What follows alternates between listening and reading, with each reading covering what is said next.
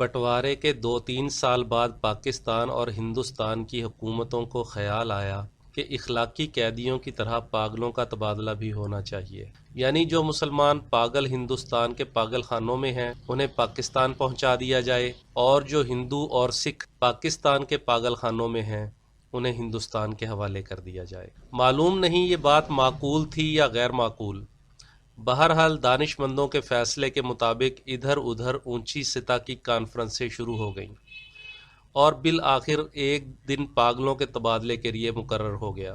اچھی طرح چھان بین کی گئی، وہ مسلمان پاگل جن کے لواحقین ہندوستان میں ہی تھے وہیں رہنے دیے گئے، جو باقی تھے ان کو سرحد پر روانہ کر دیا گیا۔ یہاں پاکستان میں چونکہ قریب تمام ہندو سکھ جا چکے تھے، اسی لیے کسی کو رکھنے رکھانے کا سوال ہی پیدا نہ ہوا۔ جتنے ہندو سکھ پاگل تھے سب کے سب پولیس کی حفاظت میں بارڈر پر پہنچا دیے گئے۔ ادھر کا معلوم نہیں، لیکن ادھر لاہور کے پاگل خانے میں جب اس تبادلے کی خبر پہنچی تو بڑی دلچسپ چہمگوئیاں ہونے لگیں۔ ایک مسلمان پاگل جو 12 برس سے ہر روز باقاعدگی کے ساتھ ذمہ دار پڑھتا تھا، اس سے جب اس کے ایک دوست نے پوچھا، مولوی صاحب یہ پاکستان کیا ہوتا ہے؟ تو اس نے بڑے غور و فکر کے بعد جواب دیا، ہندوستان میں ایک ایسی جگہ ہے جہاں استرے بنتے ہیں۔ یہ جواب سن کر اس کا دوست مطمئن ہو گیا۔ اسی طرح ایک پاگل سکھ نے ایک دوسرے پاگل سکھ سے پوچھا، سردار جی ہمیں ہندوستان کیوں بھیجا جا رہا ہے؟ ہمیں تو وہاں کی بولی نہیں آتی۔ دوسرا مسکرایا۔ ایک دن نہاتے نہاتے ایک مسلمان پاگل نے پاکستان زندہ باد کا نعرہ اس زور سے بلند کیا کہ فرش پر پھسل کر گرا اور بے ہوش ہو گیا۔ بعض پاگل ایسے بھی تھے جو پاگل نہیں تھے، ان میں اکثریت ایسے قاتلوں کی تھی جن کے رشتہ داروں نے افسروں کو دے دلا کر پاگل خانے بھجوا دیا تھا کہ پھانسی کے پھندے سے بچ جائیں۔ یہ کچھ سمجھتے تھے کہ ہندوستان کیوں تقسیم ہوا ہے اور یہ پاکستان کیا ہے، لیکن صحیح واقعات سے وہ بھی بے خبر تھے۔ اخباروں سے کچھ پتہ نہیں چلتا تھا اور پہرے دار سپاہی ان پڑھ اور جاہل تھے، ان کی گفتگوؤں سے بھی کوئی نتیجہ برآمد نہیں کر سکتے تھے۔ ان کو صرف اتنا معلوم تھا کہ ایک آدمی محمد علی جناح ہے جس کو قائد اعظم کہتے ہیں، اس نے مسلمانوں کے لیے ایک علیحدہ ملک بنایا ہے جس کا نام پاکستان ہے۔ یہ کہاں ہے، اس کا محل وقوع کیا ہے، اس کے متعلق وہ کچھ نہیں جانتے تھے۔ یہی وجہ ہے کہ پاگل خانے میں وہ سب پاگل جن کا دماغ پوری طرح معاف نہیں ہوا تھا اس مخمصے میں گرفتار تھے کہ وہ پاکستان میں ہیں یا ہندوستان میں۔ اگر ہندوستان میں ہیں تو پاکستان کہاں ہے، اور اگر وہ پاکستان میں ہیں تو یہ کیسے ہو سکتا ہے کہ وہ کچھ عرصے پہلے یہیں رہتے ہوئے بھی ہندوستان میں تھے۔ ایک پاگل تو پاکستان اور ہندوستان اور پاکستان کے چکروں میں کچھ ایسا گرفتار ہوا کہ اور زیادہ پاگل ہو گیا۔ جھاڑو دیتے دیتے ایک دن درخت پر چڑھ گیا اور ٹہنی پر بیٹھ کر 2 گھنٹے مسلسل تقریر کرتا رہا جو پاکستان اور ہندوستان کے نازک مسئلے پر تھی۔ سپاہیوں نے اسے نیچے اترنے کو کہا تو وہ اور اوپر چڑھ گیا۔ ڈرایا دھمکایا گیا تو اس نے کہا، میں ہندوستان میں رہنا چاہتا ہوں نہ پاکستان میں اس درخت پر ہی رہوں گا۔ بڑی مشکلوں کے بعد جب اس کا دورہ سرد پڑا تو وہ نیچے اترا اور اپنے ہندو سکھ دوستوں سے گلے مل کر رونے لگا۔ اس خیال سے اس کا دل بھر آیا تھا کہ وہ اسے چھوڑ کر ہندوستان چلے جائیں گے۔ ایک MSc پاس ریڈیو انجینئر جو مسلمان تھا اور دوسرے پاگلوں سے بالکل الگ تھلگ باغ کی ایک خاص روش پر سارا دن خاموش ٹہلتا رہتا تھا۔ یہ تبدیلی رونما ہوئی کہ اس نے ایک دن تمام کپڑے اتار کر دفعہ کے حوالے کر دیے اور ننگ دھڑنگ سارے باغ میں چلنا پھرنا شروع کر دیا۔ چنیوٹ کے ایک مسلمان پاگل نے جو مسلم لیگ کا سرگرم کارکن رہ چکا تھا اور دن میں 15-16 مرتبہ نہایا کرتا تھا، یکلخت یہ عادت ترک کر دی۔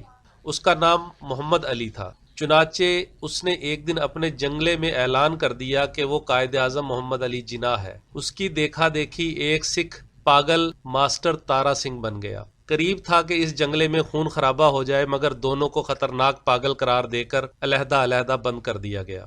لاہور کا ایک نوجوان ہندو وکیل تھا جو محبت میں ناکام ہو کر پاگل ہو گیا تھا۔ جب اس نے سنا کہ امرتسر ہندوستان میں چلا گیا ہے تو اسے بہت دکھ ہوا۔ اسی شہر کی ایک ہندو لڑکی سے اسے محبت ہوئی تھی۔ گو اس نے اس وکیل کو ٹھکرا دیا تھا، مگر دیوانگی کی حالت میں بھی وہ اسے بھولا نہیں تھا۔ چنانچہ وہ ان تمام ہندوؤں اور مسلمان لیڈروں کو گالیاں دیتا تھا جنہوں نے مل ملا کر ہندوستان کے 2 ٹکڑے کر دیے۔ اس کی محبوبہ ہندوستانی بن گئی اور وہ پاکستانی۔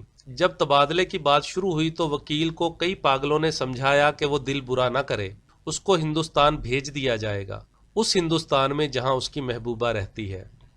مگر وہ لاہور چھوڑنا نہیں چاہتا تھا، اس لیے کہ اس کا خیال تھا کہ امرتسر میں اس کی پریکٹس نہیں چلے گی۔ یورپین وارڈ میں اینگلو انڈین پاگل تھے۔ ان کو جب معلوم ہوا کہ ہندوستان کو آزاد کر کے انگریز چلے گئے ہیں تو ان کو بہت زیادہ صدمہ ہوا۔ وہ چھپ چھپ کر گھنٹوں آپس میں اس اہم مسئلے پر گفتگو کرتے رہتے کہ پاگل خانے میں اب ان کی حیثیت کس قسم کی ہوگی، یورپین وارڈ رہے گا یا اڑا دیا جائے گا، بریک فاسٹ ملا کرے گا یا نہیں، کیا انہیں ڈبل روٹی کی بجائے بلڈی انڈین چپاتی تو زہر مار نہیں کرنی پڑے گی۔ ایک سکھ تھا جس کو پاگل خانے میں داخل ہوئے 15 برس ہو چکے تھے۔ ہر وقت اس کی زبان سے یہ عجیب و غریب الفاظ سننے میں آتے تھے: اوپڑ دی، گڑگڑ دی، اینکس دی، بے دھیانہ دی، منگ دی، وال آف دی لالٹین۔ دن کو سوتا تھا نہ رات کو۔ پہرے داروں کا یہ کہنا تھا کہ 15 برس کے طویل عرصے میں وہ ایک لہجے کے لیے بھی نہیں سویا، لیٹا بھی نہیں تھا، البتہ کبھی کبھی کسی دیوار کے ساتھ ٹیک لگا لیتا تھا۔ ہر وقت کھڑا رہنے سے اس کے پاؤں سوج گئے تھے، پنڈلیاں بھی پھول گئی تھیں، مگر اس جسمانی تکلیف کے باوجود وہ لیٹ کر آرام نہیں کرتا تھا۔ ہندوستان، پاکستان اور پاگلوں کے تبادلے کے متعلق جب بھی پاگل خانے میں گفتگو ہوتی تھی وہ غور سے سنتا تھا۔ کوئی اس سے پوچھتا تھا کہ اس کا کیا خیال ہے تو وہ بڑی سنجیدگی سے جواب دیتا: اوپڑ دی، گڑگڑ دی، اینکس دی، بے دھیانہ دی، منگ the, wall of the Pakistan government. لیکن بعد میں آف دی پاکستان گورنمنٹ کی جگہ آف دی ٹوبا ٹیکسنگ گورنمنٹ نے لے لی، اور اس نے دوسرے پاگلوں سے پوچھنا شروع کیا کہ ٹوبا ٹیکسنگ کہاں ہے جہاں کا وہ رہنے والا ہے۔ لیکن کسی کو بھی معلوم نہ تھا کہ وہ پاکستان میں ہے یا ہندوستان میں۔ جو بتانے کی کوشش کرتے تھے خود اس الجھاؤ میں گرفتار ہو جاتے تھے کہ سیالکوٹ پہلے ہندوستان میں ہوتا تھا پر اب سنا ہے پاکستان میں ہے۔ کیا پتا ہے کہ لاہور جو پاکستان میں ہے کل ہندوستان میں چلا جائے، یا سارا ہندوستان ہی پاکستان بن جائے۔ اور یہ بھی کون سینے پر ہاتھ رکھ کر کہہ سکتا تھا کہ ہندوستان اور پاکستان دونوں کسی دن سرے سے ہی غائب ہو جائے۔ اس سکھ پاگل کے کیس چھدرے ہو کر بہت مختصر رہ گئے تھے۔ چونکہ بہت کم نہاتا تھا اس لیے داڑھی اور سر کے بال آپس میں جم گئے تھے، جس کے باعث اس کی شکل بڑی بھیانک ہو گئی تھی، مگر آدمی بے ضرر تھا۔ 15 برسوں میں اس نے کبھی کسی سے جھگڑا فساد نہیں کیا تھا۔ پاگل خانے کے جو پرانے ملازم تھے وہ اس کے متعلق جانتے تھے کہ ٹوبا ٹیکسنگ میں اس کی کئی زمینیں ہیں۔ اچھا کھاتا پیتا ذمہ دار تھا کہ اچانک دماغ الٹ گیا۔ اس کے رشتہ دار لوہے کی موٹی موٹی زنجیروں میں اسے باندھ کر لائے اور پاگل خانے میں داخل کرا گئے۔ مہینے میں ایک بار ملاقات کے لیے یہ لوگ آتے تھے اور اس کی خیر خیریت دریافت کر کے چلے جاتے تھے۔ ایک مدت تک یہ سلسلہ جاری رہا، پر جب پاکستان ہندوستان کی گڑبڑ شروع ہوئی تو ان کا آنا بند ہو گیا۔ اس کا نام بشن سنگھ تھا، مگر اسے ٹوبا ٹیک سنگھ کہتے تھے۔ اس کو یہ قطعاً معلوم نہیں تھا کہ دن کون سا ہے، مہینہ کون سا ہے یا کتنے سال بیت چکے ہیں، لیکن ہر مہینے جب اس کے عزیز و اقارب اس سے ملنے کے لیے آتے تھے تو اسے اپنے آپ پتہ چل جاتا تھا۔ چنانچہ وہ دفعہ سے کہتا کہ اس کی ملاقات آ رہی ہے۔ اس دن وہ اچھی طرح نہاتا، بدن پر خوب صابن گھستا اور سر میں تیل لگا کر کنگھا کرتا، اپنے کپڑے جو وہ کبھی استعمال نہیں کرتا تھا نکلوا کے پہنتا اور یوں سج کر ملنے والوں کے پاس جاتا۔ وہ اس سے کچھ پوچھتے تو وہ خاموش رہتا، یا کبھی کبھار اوپڑ دی، گڑگڑ دی، اینکس دی، بے دھیانہ دی، منگ دی، وال آف دی لالٹین کہہ دیتا۔ اس کی ایک لڑکی تھی جو ہر مہینے ایک انگلی بڑھتی بڑھتی 15 برسوں میں جوان ہو گئی تھی۔ بشن سنگھ اس کو پہچانتا ہی نہیں تھا۔ وہ بچی تھی، جب بھی اپنے باپ کو دیکھ کر روتی تھی، جوان ہوئی تب بھی اس کی آنکھوں سے آنسو بہتے تھے۔ پاکستان اور ہندوستان کا قصہ شروع ہوا تو اس نے دوسرے پاگلوں سے پوچھنا شروع کیا کہ ٹوبا ٹیکسنگ کہاں ہے۔ جب اطمینان بخش جواب نہ ملا تو اس کی کرید دن بدن بڑھتی گئی۔ اب ملاقات بھی نہیں آتی تھی۔ پہلے تو اسے اپنے آپ پتہ چل جاتا تھا کہ ملنے والے آ رہے ہیں، پر اب جیسے اس کے دل کی آواز بھی بند ہو گئی تھی جو اسے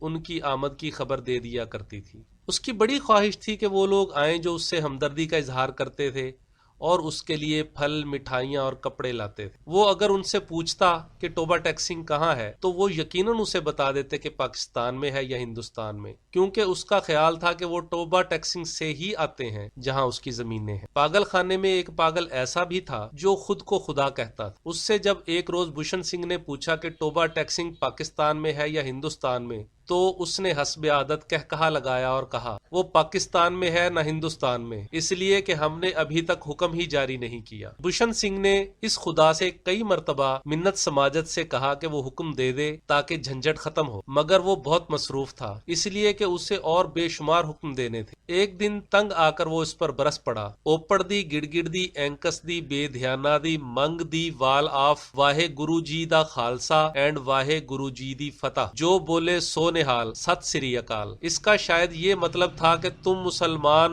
کے خدا ہو، سکھوں کے خدا ہوتے تو ضرور میری سنتے۔ تبادلے سے کچھ دن پہلے ٹوبا ٹیک سنگھ کا ایک مسلمان جو اس کا دوست تھا ملاقات کے لیے آیا۔ وہ کبھی پہلے نہیں آیا تھا۔ جب بھوشن سنگھ نے اسے دیکھا تو ایک طرف ہٹ گیا اور واپس جانے لگا، مگر سپاہیوں نے اسے روکا۔ یہ تم سے ملنے آیا ہے، تمہارا دوست فضل دین ہے۔ بھوشن سنگھ نے فضل دین کو ایک نظر دیکھا اور کچھ بڑبڑانے لگا۔ فضل دین نے آگے بڑھ کر اس کے کندھے پر ہاتھ رکھا۔ میں بہت دنوں سے سوچ رہا تھا کہ تم سے ملوں، لیکن فرصت ہی نہ ملی۔ تمہارے سب آدمی خیریت سے ہندوستان چلے گئے، مجھ سے جتنی مدد ہو سکی میں نے کی۔ تمہاری بیٹی روپ کور۔ وہ کچھ کہتے کہتے رک گیا۔ بھوشن سنگھ کچھ یاد کرنے لگا۔ بیٹی روپ کور، فضل دین نے رک رک کر کہا، ہاں وہ بھی ٹھیک ٹھاک ہے، ان کے ساتھ ہی چلی گئی۔ بھوشن سنگھ خاموش رہا۔ فضل دین نے کہنا شروع کیا، انہوں نے مجھ سے کہا تھا کہ تمہاری خیر خیریت دریافت کرتا رہوں۔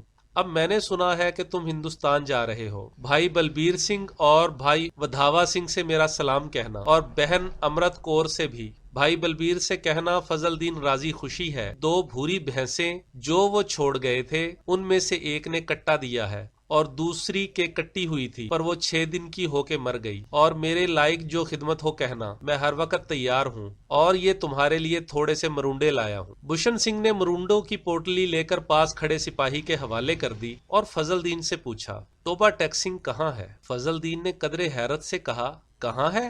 وہیں ہے جہاں تھا۔ بھوشن سنگھ نے پھر پوچھا، پاکستان میں یا ہندوستان میں؟ نہیں پاکستان میں۔ فضل دین بوکھلا سا گیا۔ بھوشن سنگھ بڑبڑاتا ہوا چلا گیا، اوپڑ دی گڑ گڑ دی اینکس دی بے دھیانا دی منگ the wall of Pakistan and Hindustan of the در فٹے منہ۔ تبادلے کی تیاریاں مکمل ہو چکی تھیں۔ ادھر سے ادھر اور ادھر سے ادھر آنے والے پاگلوں کی فہرستیں پہنچ گئی تھیں اور تبادلے کا دن بھی مقرر ہو چکا تھا۔ سخت سردیاں تھیں جب لاہور کے پاگل خانے سے ہندو سکھ پاگلوں سے بھری ہوئی لاریاں پولیس کے محافظ دستے کے ساتھ روانہ ہوئیں۔ متعلقہ افسر بھی ہمراہ تھے۔ واہگہ کے بارڈر پر طرفین کے سپرنٹینڈنٹ ایک دوسرے سے ملے اور ابتدائی کارروائی ختم ہونے کے بعد تبادلہ شروع ہو گیا جو رات بھر جاری رہا۔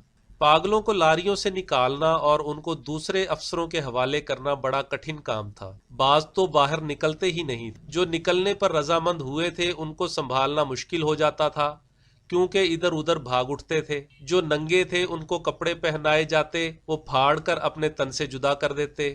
کوئی گالیاں بک رہا ہے، کوئی گا رہا ہے، آپس میں لڑ جھگڑ رہے ہیں، رو رہے ہیں، بلک رہے ہیں، کان پڑی آواز سنائی نہیں دیتی تھی۔ پاگل عورتوں کا شور و غوغا الگ تھا، اور سردی اتنی کڑاکے کی تھی کہ دانت سے دانت بج رہے۔ پاگلوں کی اکثریت اس تبادلے کے حق میں نہیں تھی، اس لیے کہ ان کی سمجھ میں نہیں آتا تھا کہ انہیں اپنی جگہ سے اکھاڑ کر کہاں پھینکا جا رہا ہے۔ وہ چند جو کچھ سوچ سمجھ سکتے تھے پاکستان زندہ باد اور پاکستان مرد آباد کے نعرے لگا رہے۔ 2-3 مرتبہ فساد ہوتے ہوتے بچا کیونکہ بعض مسلمانوں اور سکھوں کو یہ نعرہ سن کر طیش آ گیا۔ جب بھوشن سنگھ کی باری آئی اور واہگہ کے اس پار متعلقہ افسر اس کا نام رجسٹر میں درج کرنے لگا تو اس نے پوچھا، ٹوبا ٹیک سنگھ کہاں ہے؟ متعلقہ افسر ہنسا، پاکستان میں۔